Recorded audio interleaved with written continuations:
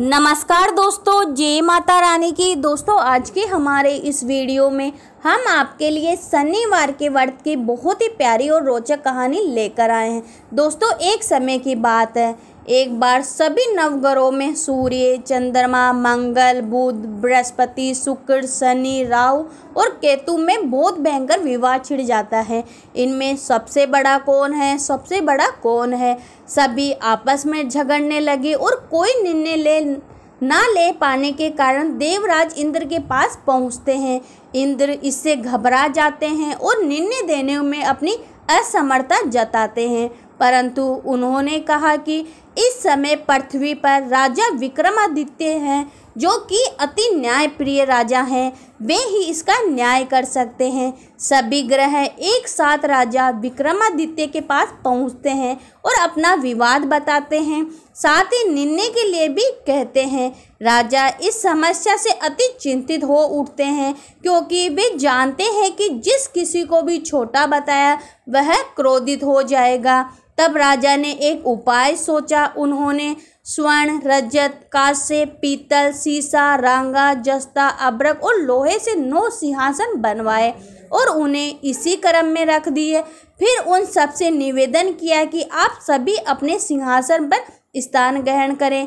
जो भी अंतिम सिंहासन पर बैठेगा वही सबसे छोटा कहलाएगा। इस अनुसार लोहे का सिंहासन सबके बाद में होने के कारण शनि देव सबसे बाद में बैठे, तो वही सबसे छोटे कहलाए। उन्होंने सोचा कि राजा ने यह जानबूझकर किया है। उन्होंने कुपित होकर राजा से कहा, राजा तू मुझे नहीं जानता। सूर्य एक राशि में 1 महीना, चंद्रमा 2.25 महीने 2 दिन, मंगल 1.5 महीना, बृहस्पति 13 महीना वह बुध और शुक्र 1-1 महीने विचरण करते हैं, परंतु मैं 2.5 से 7.5 साल तक विचरण करता हूँ। बड़े बड़े का मैंने नाश किया है। श्री राम की 7.5 आने पर उन्हें वनवास हो गया। रावण की आने पर उसकी लंका को बंदरों की सेना से परास्त होना पड़ा। अब तुम सावधान रहना। ऐसा कहकर कुपित होते हुए शनिदेव वहां से चले जाते हैं। अन्य देवता खुशी खुशी चले जाते हैं। कुछ समय बाद राजा की 7.5 आई। तब शनिदेव घोड़ों के सौदागर बनकर वहां आए। उनके साथ कई बढ़िया घोड़े थे। राजा ने यह समाचार सुन अपने अश्वपाल को अच्छे घोड़े खरीदने की आज्ञा दी। उसने कई अच्छे घोड़े खरीदे। वह एक सर्वोत्तम घोड़े को राजा की सवारी हेतु दे दिया। राजा जो ही उस पर बैठा वह घोड़ा सरपट वन की ओर भाग गया।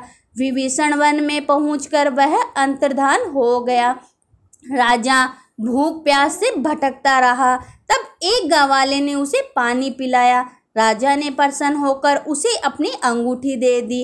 वह अंगूठी देकर राजा नगर की ओर चल दिया और वहां अपना नाम उज्जैन निवासी विका बताया। वहां एक सेठ की दुकान में उसने जल पिया और कुछ विश्राम भी किया।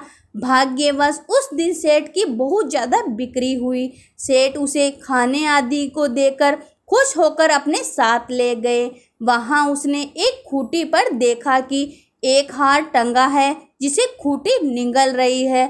थोड़ी देर में पूरा हार गायब हो जाता है। तब सेठ ने आने पर देखा कि हार गायब है। उसने समझा कि विका ने उसे चुराया है। उसने विका को कोतवाल के पास पकड़वा दिया। फिर राजा ने उसे चोर समझकर हाथ पैर कटवा दिए। वह चौरंगिया बन गया और नगर के बाहर फिकवा दिया गया। वहां से एक तेली निकल रहा था, जिसे उस पर दया आ गई और उसने विका को अपनी गाड़ी में बिठा लिया। वह अपनी जीप से बैलों को हाँकने लगा। उस काल राजा की शनि दशा समाप्त हो गई। वर्षा काल आने पर वह मल्हार गाने लगा। तब वह जिस नगर में था वहां की राजकुमारी मन भावी को वह भाग गया कि उसने मन ही मन प्राण कर लिया कि वह उस राग गाने वाले से ही विवाह करेगी। उसने दासी को ढूंढने भेजा। दासी ने बताया कि वह एक चौरंगिया है, परंतु राजकुमारी नहीं मानी। अगले ही दिन उड़ते ही वह अनशन पर बैठ गई कि विवाह करेगी तो उसी से। उसे बहु तेरा समझाने पर भी जब वह न मानी तो राजा ने उस तेली को बुला भेजा और विवाह की तैयारियां करने को कहा। फिर उसका विवाह राजकुमारी से हो गया। तब एक दिन सोते हुए स्वप्न में शनिदेव ने राजा से कहा, राजन, देखा तुमने मुझे छोटा कर कितना दुख झेला है।